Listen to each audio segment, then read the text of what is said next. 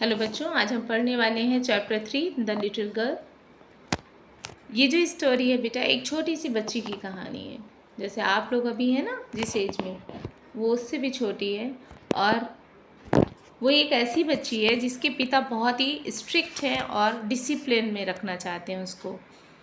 वो अपने पापा से बहुत डरती है। उसके पापा बहुत बिजी रहते हैं और उन्हें अनुशासन बहुत पसंद है ना। और उनकी जो बेटी है उसका नाम है केजिया। इस जिस लड़की की बात हो रही है उसका नाम केजिया है, उस लिटिल गर्ल का। और अपने पापा से बहुत डरती है। जब वो आसपास में नहीं होते, घर में नहीं होते हैं, तो उसे बहुत रिलैक्स लगता है कि अब वो फ्री है। और अपने पापा को वो बहुत डरती है और एक तरह से नफ़रत करती है। लेकिन किस तरह से वो ये स्टोरी आगे जब बढ़ती है और लास्ट में फिर क्या होता है ऐसा कि वो अपने पापा को प्यार करने लगती है और उनकी इम्पोर्टेंस को अपने जीवन में समझ जाती है कि उनकी क्या वैल्यू है। अब चलिए कहानी को स्टार्ट करते हैं और बहुत अच्छे से पढ़ेंगे इस कहानी को। बहुत ही सुंदर, बहुत ही ब्यूटीफुल स्टोरी है ये। बहुत मज़ा आने वाला और कहीं ना कहीं आपको लगेगा कि आप लोग भी इस कहानी का हिस्सा हैं, क्योंकि ऐसा हम सभी के घरों में भी होता है ना। हमारे पेरेंट्स डांटते हैं बात बात पे तो हमको बहुत बुरा फील होता है, लेकिन हम समझ नहीं पाते हैं ना कि उनका पर्पज़ क्या है, क्यों डांट रहे हैं हमें।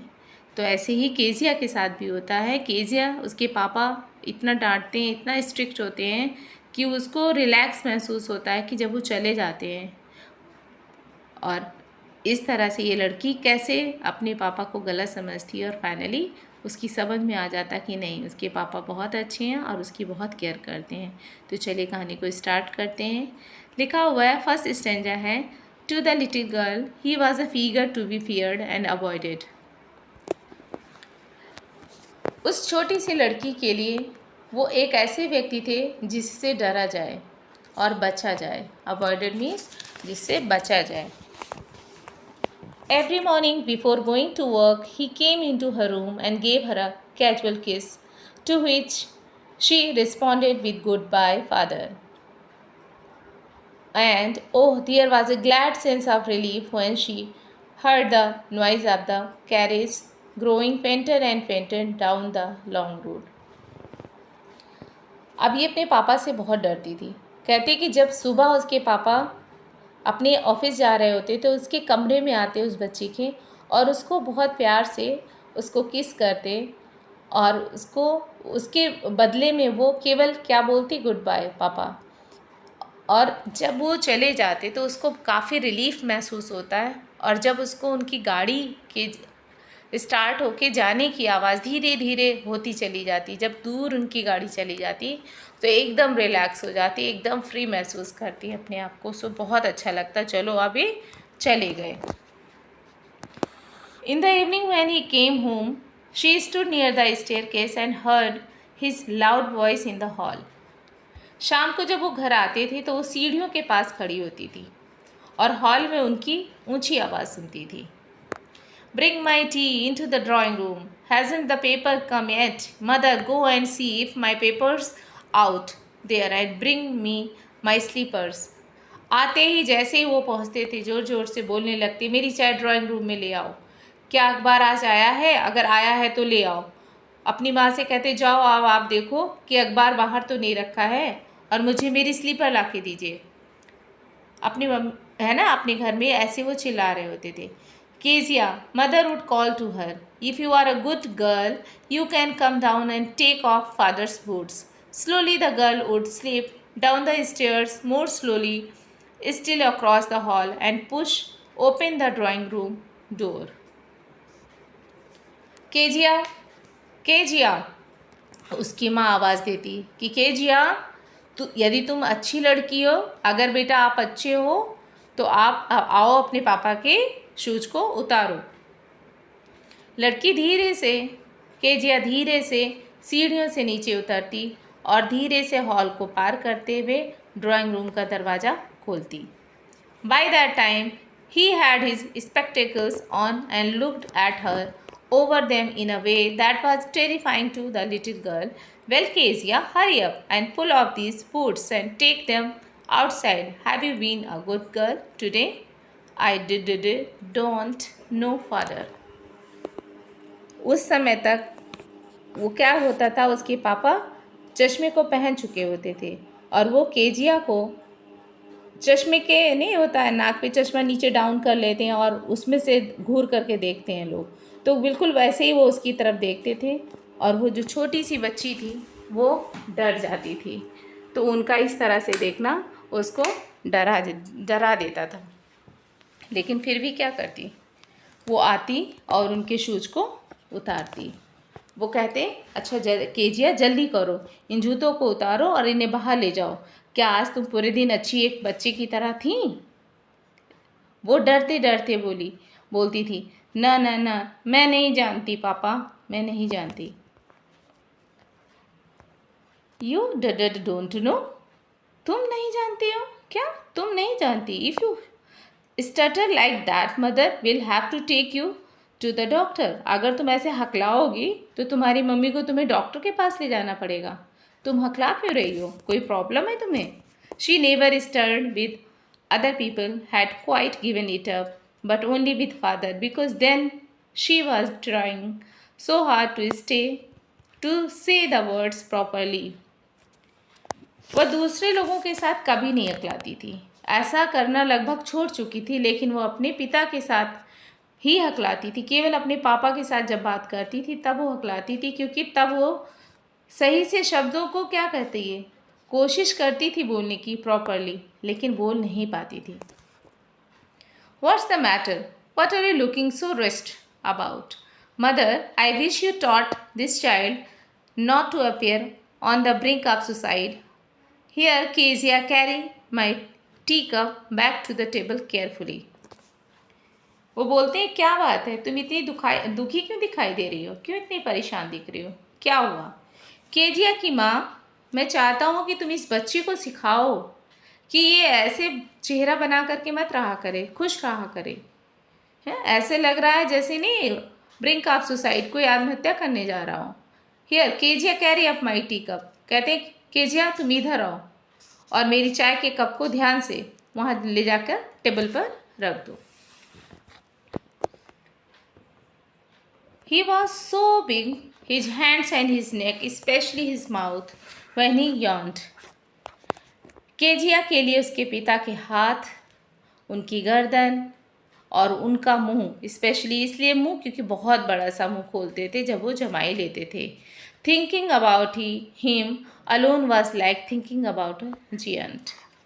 उनके बारे में वो सोचती थी कि इनके बारे में सोचना जैसे राक्षस दिखाई देते हैं वैसे मुझे ये दिखाई देते हैं। इतना बड़ा सा मुँह है इनका, इनके लंबे लंबे हाथ हैं, इनकी गर्दन कितनी लंबी है, और अपने पापा को देख के सोचती थी कि ये तो राक्षस जैसे दिखाई देते हैं। On Sunday afternoons grandmother sent her down to the drawing room to have a nice talk with father and mother, but the little girl always found mother reading and father stretched out on sofa, his handkerchief on his face, his feet on one of the best cushions, sleeping soundly and snoring.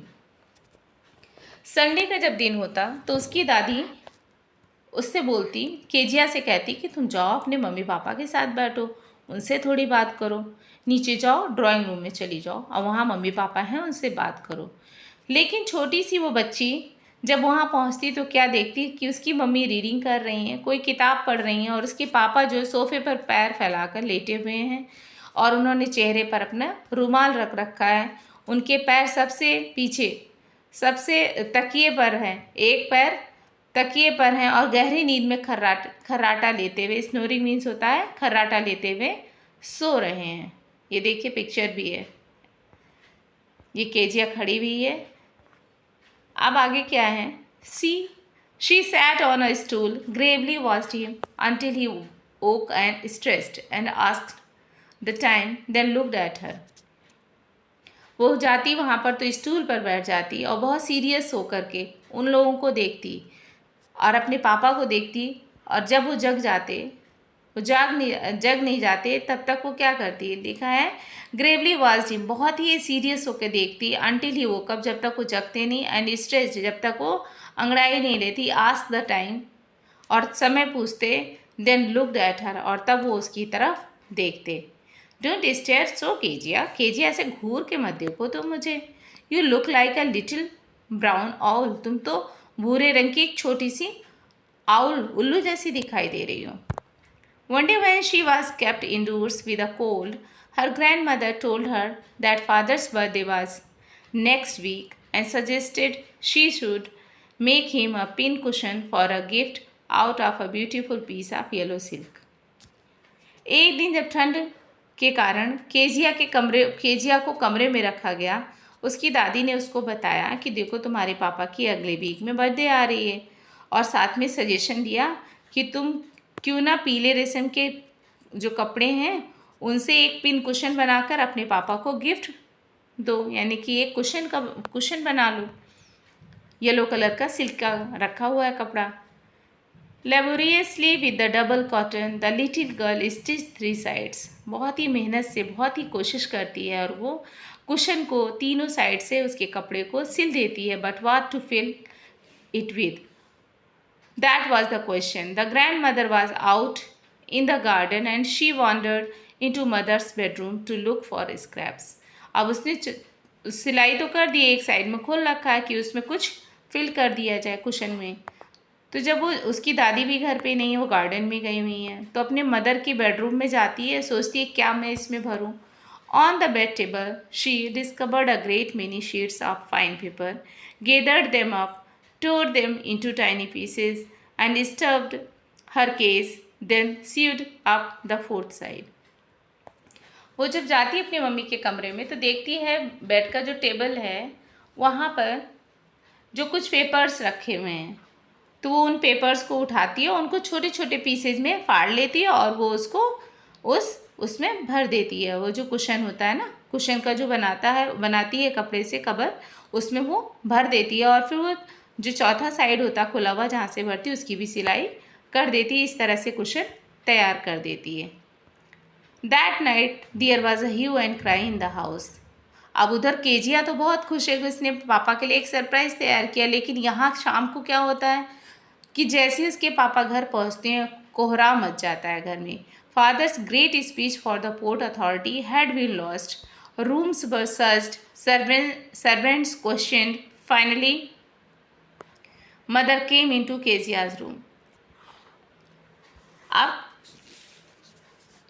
उस रात तो हंगामा हो रहा है। पिताजी जैसे ही उसके आते हैं और चिल्लाते हैं, क्योंकि उनकी पोर्ट अथॉरिटी के लिए उन्होंने एक स्पीच लिखी थी और वो वहाँ पर है दी रूम में।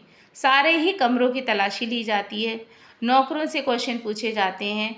फाइनली उसकी जो माँ होती है केजिया की, वो केजिया के रूम में आती हैं और उससे पूछती हैं, बेटा Kezia, I suppose you didn't see some papers on a table in our room, क्या तुमने हमारे कमरे में वहाँ पे कुछ पेपर्स रखे थे, देखे तो नहीं है, तुमने देखा तो नहीं है? ओ यस शी सेड, कहती हाँ मैंने देखा है। I tore them up for my surprise, हाँ मैंने उसको फाड़ दिया क्योंकि मुझे अपने सरप्राइज़ गिफ्ट में उसकी ज़रूरत थी। व्हाट, स्क्रीम्ड मदर, जोर से चिल्लाती, क्या तुमने फाड़ दिया है? Come straight down to the dining room this instant, सीधे डाइनिंग रूम में आओ। And she was dragged down to where father was pacing to and fro, hands behind his back. अब इतना वो क्या है, जैसे ही वो बोलती है उसकी माँ कहती हैं कि तुम नीचे आओ, और नीचे जब वो पहुँचती है तो क्या है, she was drag down to where father, जहाँ उसके पापा खड़े हैं ना वहाँ पे पहुँच जाती है। उसके पापा ने पीछे हाथ कर रखा है। वेल ही सेड शार्पली, बहुत बढ़िया। मदर एक्सप्लेन, माँ उसकी बताती हैं। He stopped and stared at the child, वो रुक जाते हैं और घूर करके उस बच्चे की तरफ देखते हैं, केजिया की तरफ देखते हैं। डिड यू डू दैट, क्या तुमने किया है ये? न नो शी विस्पर्ड, थोड़ा सा फुसफुसाते हुए बोलती है कि नहीं मैंने नहीं किया। Mother go up to her room and fetch down the damn thing, see that the child's put to bed this instant. अब वो कहती हैं कि तुम जाओ अपने कमरे में जाओ और जो है वो चीज़ लेकर के आओ जो तुमने जिसमें उस पेपर्स को भरा है उसको लेकर के आओ, उस चीज़ को अब लेकर के आओ और दिखाओ क्या तुमने किया उसका। वेल ही सेड शार्पली, अब and she was drag down, अब क्या है, mother go up to her room, हो जाती है, and fetch down the damn thing, उसको ले करके आती है और फिर दिखाती है, crying too much to explain, बहुत रो रही है वो, बहुत रो रही है। शी ले in the shadowed room watching the evening light make a sad little pattern on the floor. अब वो अंधेरा है उसके कमरे, वो नीचे रूम में अकेले वहाँ पे अपने कमरे में रो रही है। Light, the evening light make a sad little pattern on the floor, और उसकी जो अंधेरा हो रहा है तो उसकी परछाई इस कमरे में हल्की रोशनी में दिख रही है कि वो फर्श पर बैठी हुई है। Then father came into the room with a ruler in his hands, और उसके बाद उसके पापा उसके कमरे में आते हैं और उनके हाथ में एक स्केल है, एक पटरी है। I am going to beat you for this, he said, वो बोलते हैं आज मैं तुम्हारी पिटाई करूँगा इस काम के लिए जो तुमने किया है। Oh no no, she scream, जोर से चिल्लाती, नहीं नहीं, hiding under the bed clothes, और बेड के जो वहाँ पे बेड पे कुछ कपड़े रखे होते हैं उसमें वो छिपने लगती है। ही पुल्ड देम असाइड, उसको खींच लेते हैं वो बाहर की तरफ। Sit up, he ordered, and hold out your hands. अब वो क्या करते हैं, कहते हैं कि अपना हाथ आगे करो, उसका हाथ पकड़ लेते हैं। ही पुल्ड, सिट अप कहते हैं कि बैठ जाओ, और कहते फिर बोलते हैं कि अपना हाथ आगे करो, तुम हमेशा के लिए अब सिखाना पड़ेगा मुझे। Scream hiding under the bed clothes, और कहते must not once for all not to touch what does not belong to you, कह रहे तुम्हें ये सिखाना बहुत ज़रूरी है कि कोई भी रखे हुए सामान को छूना नहीं चाहिए, और अगर किसी चीज़ को टच कर रहे हो तो उससे रिलेटेड पहले पूछ लेना चाहिए। But it was for you, for your birthday, कहती है लेकिन वो आपके बर्थडे के लिए था। Down came the ruler on her little pink palms, लेकिन ये बोलती ही है तब तक उसके पापा उसकी हथेलियों पर, पिंकिश है, पिंक है, छोटी बच्ची है, उसके गुलाबी हाथ हैं, उस पर वो स्केल मार देते हैं। आवर्स लेटर, कई घंटे बीत चुके हैं। One grand mother had wrapped her in a shawl, काफ़ी घंटों बाद दादी हैं, उन्होंने उसको कंबल में लपेट रखा है, शॉल में लपेट रखा है, सॉरी, शॉल में लपेट रखा है। And rocked her in the rocking chair, और जो झूलने वाली कुर्सी होती है उस पर वो झुला रही हैं उसे। The child clung to her soft body, और वो बच्ची एकदम चिपकी हुई है अपनी दादी से। What did God make fathers for, she soft, वो रोते रोते बोलती है किसने पापा को बनाया, पापा नहीं बनाने चाहिए थे, भगवान ईश्वर ने अगर बनाया है। हाँ लिखा, व्हाट डिड गॉड मेक्स, भगवान ने पापा क्यों बना दिए। Here's a clean hanky darling, उसकी दादी उसको रुमाल देती हैं और कहती तुम अपनी ब्लो योर नोज, अपनी नाक साफ कर लो। Go to sleep pet, you'll forget all about it in the morning. I try to explain to father but he was too upset to listen tonight, कहती उसकी दादी बोलती कि तुम सो जाओ और सुबह तक तुम सब भूल जाओगी। मैंने तुम्हारे पापा को समझाने की कोशिश की लेकिन वो इतना नाराज़ थे कि आज रात वो कुछ भी सुनने के लिए रेडी नहीं थे। But the child never forgot, लेकिन बच्ची कभी नहीं भूली। और ये बिल्कुल सही बात है, बच्चों को हम पिटाई तो कर देते हैं और हमें लगता है छोटा बच्चा है ये भूल गया होगा, वो भले नहीं कहता है लेकिन वो आजीवन उस चीज़ को याद रखता है। अगर उसकी कभी पिटाई होती है, किसी ऐसी जगह ऐसे मारा जाता है, तो बच्चे कभी उस मेमोरी को भूल नहीं पाते हैं। और वही केजिया के साथ होता है, उनकी दादी को लगता है वो भूल जाएगी सुबह तक, बट नहीं, वो भूलती नहीं है। Next time she saw him, she quickly put both hands behind her back and a red color flew into her cheeks. अब इतना वो डर चुकी थी कि जैसे ही वो अपने पापा को देखती वो अपने हाथों को पीछे कर लेती और उसका चेहरा पूरा लाल हो जाता डर के मारे। The McDonalds lived next door. They had 5 children. Looking through a gap in the fence, the little girl saw them playing tag in the evening. The father with the baby, Mao, on his shoulders, 2 little girls hanging on to his coat pockets, ran round and round the flower beds, shaking with laughter. Once she saw the boys turn the hose on him and he tried to catch them laughing all the time. अब क्या देखती है, उनकी उसके पड़ोस में McDonald परिवार family पूरी रहती है। एक मैकडोनाल्ड अंकल हैं, वो अपने बच्चों के साथ, अपनी फैमिली के साथ वहाँ रहते थे। उनके 5 बच्चे थे और जो ये इनका कंपार्टमेंट था जहाँ पे इसका घर था, उसके बगल वाले उस पड़ोस में वो रहते थे, बगल के घर में। तो वहाँ पे एक छोटी सी पतली सी सुराख थी, थोड़ी सी जगह थी, वहाँ से ये डेली वहाँ से देखा करती थी उन लोगों को। तो पिता जो है, उन्होंने देखा कि उन्होंने माओ जो बच्ची है उनकी, उन्होंने कंधे पर उठाए हुए थे और जो 2 छोटी लड़कियां थीं उन्होंने कोट की जेबों से लटकी हुई थी, वो पकड़ करके कोट की दोनों पॉकेट्स को पकड़ कर लटक रही थी और फूलों की क्यारियों के चारों ओर चक्कर काट रही थी और हंस रही थी और खूब हंसते हंसते हिल रही थी। आगे लिखा once she saw the boys, और एक बार उसने लड़कों को उस पर पानी डालते हुए देखा कि वो उस पर पानी डाल रहा है। And he tried to catch them laughing all the time. और मिस्टर जो मैकडोनाल्ड थे पूरे समय हंसते हंसते उन बच्चों को पकड़ रहे थे और खेल रहे थे उनके साथ में। Then it was she decided there were different sorts of fathers. और तब उसके मुँह से शब्द क्या निकलते हैं, कहती है कि अच्छा, भगवान ने पापा तो बनाए लेकिन पापा बहुत अलग अलग होते हैं, एक जैसे नहीं होते हैं पापा लोग, सब अलग अलग होते हैं।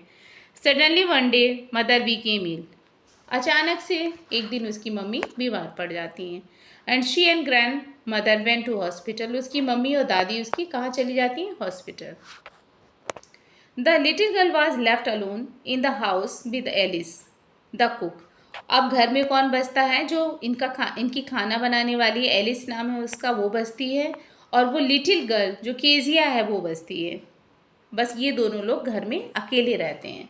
That was all right in the day time. दिन में तो ठीक था, वो दोनों अकेले थे, रह लिए।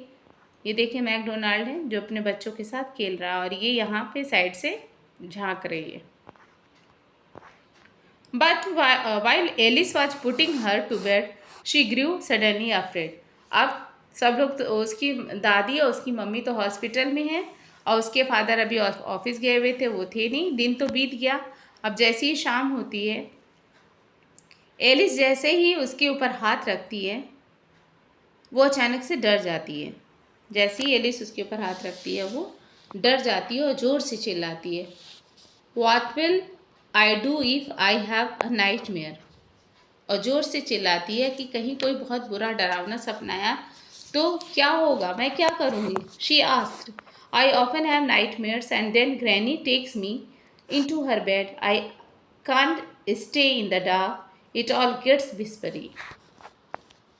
कहती है कि मुझे बहुत डर लगता था तो जब मैं डर जाती थी तो मैं दादी के पास चली जाती थी उनके कमरे में, लेकिन आज तो दादी भी नहीं है और अगर मुझे डर लगेगा, इतने अंधेरे में मैं नहीं सो सकती हूँ, अगर डर लगेगा तो मैं क्या करूँगी। You just go to sleep child said Alice. Alice बोलती है, अरे पहले जाके सो जाओ तुम। पुलिंग ऑफ हर सॉक्स, उसके सॉक्स को उतार देती, उसकी मोजे उतार देती है। And don't you scream and wake your poor pa. और कह रही चुपचाप सो जाओ और चिल्लाना नहीं, और तुम्हारे पापा भी सो रहे हैं, नहीं वो भी जग जाएंगे, उनको जगाना मत। But the same old nightmare came, the butcher with a knife and a rope, who came nearer and nearer, smiling that dreadful smile, while she could not move, could only stand still, crying out, Grandma, Grandma. She woke shivering to see father beside her bed, a candle in his hand. अब वो जो छोटी सी लड़की है जैसे ही लेटती है, फिर वही सपना रोज़ उसको आता था, फिर वही सपना आता है। और सपना क्या था? वो देखती है कि एक कसाई है उसके हाथ में छुरा लिए हुए आ रहा है, और वो जैसे ही वो देखती है ज़ोर से चिल्लाती है, दादी।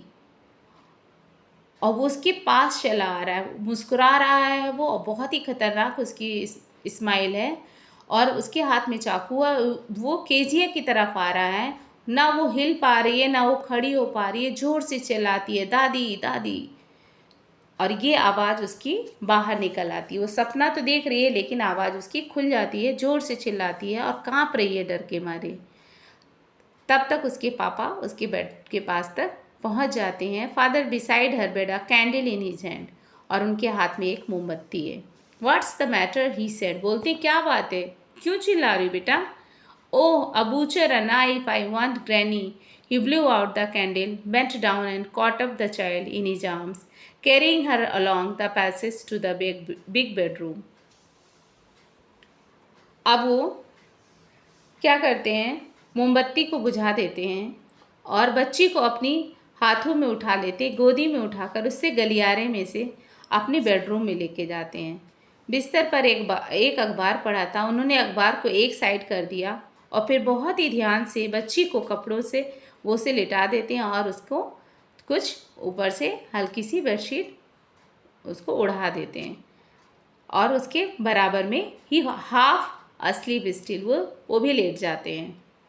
ही ले डाउन बिसाइड हर, वो उसके बगल में लेट जाते हैं, half asleep still with the butcher's smile all about her it seemed.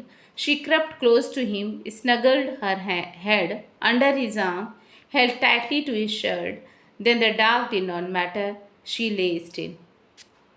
Kezia अभी भी बुरी तरह से सोई नहीं है, अभी जग ही रही है और उसे अभी भी बिल्कुल वैसे ही फील हो रहा है जैसे अभी भी वो कसाई की हंसी उसके चारों ओर है, वो हंस रहा है। और केजिया धीरे धीरे खिसकती हुई अपने पापा के पास चली जा रही है और वो उनके हाथों के पास एकदम सट के लेट जाती है। फिर उनके क्या करती है, उनको पकड़ लेती है टाइटली, उनकी शर्ट को कस के पकड़ लेती है। और उसके बाद लिखा है then the dark did not matter, उसके बाद अंधेरा तो फिर फर्क ही नहीं पड़ता क्योंकि अब उसने अपने पापा को पकड़ लिया और उसको मालूम है अब उसे कोई नहीं डरा सकता है। Here rub your feet against my legs and get them warm said father. उसके पापा कहते हैं कि बेटा तुम्हारे पैर ठंडे हैं, तुम मेरे पैरों के बीच में अपने पैरों को रख लो जिससे गर्म हो जाए। Tired out he slept before the little girl. अब इतने थके हुए थे, अभी बच्ची जगी रही है और वो सो जाते हैं। A funny feeling came over हर, और बहुत ही अजीब सी फीलिंग उसको महसूस होती है, एक अलग सी भाव उसके मन में आते हैं उनको देख करके अपने पापा को, थके हुए और सो गए हैं और ये बगल में लेटी हुई है और कहती क्या है, पुअर फादर, बेचारे पापा, not so big after all and with no one to look after him. He was harder than grandmother, but it was a nice hardness, and every day he had to work and was too tired to be a Mr. McDonald. She had torn up all his beautiful writing. She stirred suddenly and sighed. अब वो अपने पापा को देख रही है, सो रहे हैं वो, और उसकी अजीब सी एक फीलिंग उसकी आती, कहती बेचारे पापा इतने बड़े नहीं थे, आखिरकार और कोई उनकी देखभाल करने वाला नहीं है। दादी भी तो अब बूढ़ी हो चुकी है, वो तो किसी का ध्यान नहीं रख सकती, सबका ध्यान पापा रखते हैं। और दादी माँ जितनी स्ट्रिक्ट है उससे ज़्यादा वो स्ट्रिक्ट नहीं है, लेकिन इतनी स्ट्रिक्टनेस तो सही है। अगर पापा इतना स्ट्रिक्ट नहीं होंगे तो मैं तो गंदी आदतें सीख लूँगी। और वो इस चीज़ को महसूस करती है और कहती है मेरे पापा को रोज़ काम करना पड़ता है और इतने थक जाते हैं। अंकल जो हैं मैकडोनाल्ड अंकल, वो तो नहीं इतना थकते हैं, इसीलिए अपने बच्चों के साथ खेलते हैं और मेरे पापा नहीं खेल सकते हैं। और मैंने तो गलती की थी, मैंने उनके इतने कागज़ जो थे इतने कीमती थे, इतनी ज़्यादा ज़रूरत के थे और मैंने उनको तो फाड़ दिया था, इसीलिए मेरे पापा ने मेरे ऊपर चिल्लाया था और मुझे मेरी पिटाई की थी। She stirred suddenly and sighed, वो अचानक से हिली और उसने एक गहरी सांस ली। What's the matter asked her father, और जैसे ही वो हल्का सा हिलती उसके पापा तुरंत पूछते हैं कि क्या हुआ बेटा, अनदर ड्रीम, फिर कोई सपना आया। Oh said the little girl, वो बच्ची बोलती है, my head's on your heart, I can hear it going, what a big heart you have got father dear. वो लड़की कहती है, नहीं पापा कोई बात नहीं, मुझे कोई सपना नहीं है, मेरा सिर आपके दिल के पास है, मैं आपके हार्ट के पास हूँ और मुझे आपकी धड़कन सुनाई दे रही है, मुझे आपकी हार्ट बीट सुनाई दे रही हैं। और अब मुझे पता चल गया कि मेरे पापा का दिल तो बहुत बड़ा है। मैं अपने पापा से डरती थी, पर अब मुझे पता चला कि मेरे पापा का दिल तो मैकडोनाल्ड अंकल से बहुत बड़ा है, मेरे पापा बहुत अच्छे हैं। तो इस तरह से वो बच्ची बाद में समझ जाती है कि उसके पापा क्यों उसके ऊपर गुस्सा किए थे और क्या रीज़न था। वो अपनी भी गलती को समझ जाती है और अपने पापा की इम्पोर्टेंस को समझ जाती है। तो बच्चों ये लेसन बहुत अच्छा था। आई थिंक आप लोगों ने भी इसको समझा होगा। एक्चुअली ये हम लोगों की जैसे रियल लाइफ की स्टोरी है, ऐसा किसी के साथ कहीं ना कहीं हो ही जाता है कि हम अपने पेरेंट्स को गलत समझ लेते हैं। हम कभी नहीं ये सोचने की कोशिश करते हैं कि मेरे पेरेंट्स आखिर उन्हें गुस्सा करना क्यों पड़ रहा है। अगर हम गलतियां ही ना करें तो वो गुस्सा भी ना हो, और अगर मान लिया कभी वो बिना गलती के डांट भी देते हैं तो हमें उस चीज़ को समझना चाहिए कि हो सकता है उनके पास कोई प्रॉब्लम हो, कोई वर्क प्रेशर हो या कोई और परेशानी हो। तो अगर बच्चे हैं तो उन्हें समझना चाहिए अपने पेरेंट्स की फीलिंग्स को भी, और पेरेंट्स को भी अपने बच्चों की फीलिंग्स को समझना चाहिए। यही हम इस लेसन से सीखते हैं। तो ये बहुत ही ब्यूटीफुल स्टोरी थी और आई थिंक हमारे सारे बच्चों को बहुत अच्छी लगी होगी। और आप सभी टीनेजर्स हैं तो मेरा आप लोगों से यही एक रिक्वेस्ट है कि बेटा, आपके पेरेंट्स अगर आपको किसी बात पे टोकते हैं, किसी बात पे डांटते हैं, तो आप शांत रहिए। पहले एक बार सोचिए कि अभी तक तो नहीं डांट रहे थे, उन्होंने क्यों डांटा। इसका मतलब है कि कोई गलती आपने की होगी। तो पहले अपनी मिस्टेक के बारे में सोचिए कि आपने कहाँ पे क्या गलती की। अगर आपकी गलती है तो उसमें सॉरी बोलिए अपने पापा से और आप उस गलती को सुधारिए। और फिर भी आपको लग रहा है आपको गलती अपनी समझ में नहीं आ रही, तो जब पापा मम्मी शांत हो जाएं, बिल्कुल जब शांत अच्छी मूड में हो, तब उनसे जाके पूछो कि पापा आपने क्यों मुझे उस वक्त डांटा था, मुझे समझ ही नहीं आया मेरी गलती क्या थी। और जब मुझे गलती पता चल जाएगी तो मैं आगे से ऐसा नहीं करूँगी या नहीं करूँगा। तो इस तरह से आप दोनों के क्या होगा, रिलेशन और ज़्यादा अच्छा हो जाएगा और आपकी फैमिली हैप्पी फैमिली बन जाएगी, है ना, और आप सब अच्छे से रहेंगे। सो बच्चों, आई थिंक आपको ये चैप्टर बहुत अच्छा लगा होगा। सो thank you for watching this video. अच्छा लगा है तो बेटा इसको शेयर कीजिएगा, लाइक कीजिएगा एंड सब्सक्राइब कीजिएगा। आप लोगों के कमेंट्स आते हैं ना, तो उससे मुझे मोटिवेशन मिलता है। मुझे लगता है कि मुझे और अच्छा पढ़ाना चाहिए अपने स्टूडेंट्स को और उन्हें अच्छे से समझाना चाहिए कि जिससे आपको सारी चीज़ें एकदम अच्छे से क्लियर हो जाएं। So thank you once again. Okay.